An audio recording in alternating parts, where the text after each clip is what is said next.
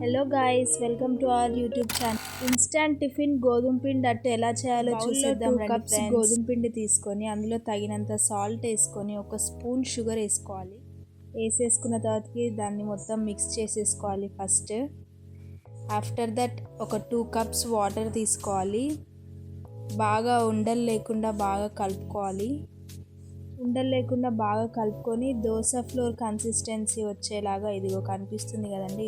ఇలా ఎప్పుడైనా హడావిడిగా ఏమన్నా టిఫిన్ తినాలి అనిపించినప్పుడు ఇలా చేసుకుంటే టేస్టీ టిఫిన్ రెడీ అయిపోతుంది. అలానే ఒక 2 టేబుల్ స్పూన్స్ ఆయిల్ వేసుకోవాలి, కొంచెం క్రిస్పీగా రావడం కోసం.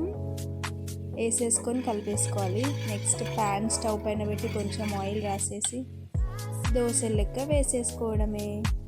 స్ప్రెడ్ చేయకుండా రోస్ట్ చేయడమే. స్ప్రెడ్ చేస్తే మళ్ళీ అంటుకొచ్చేసి ఇదిగో చూడండి రెడీ అయిపోయింది.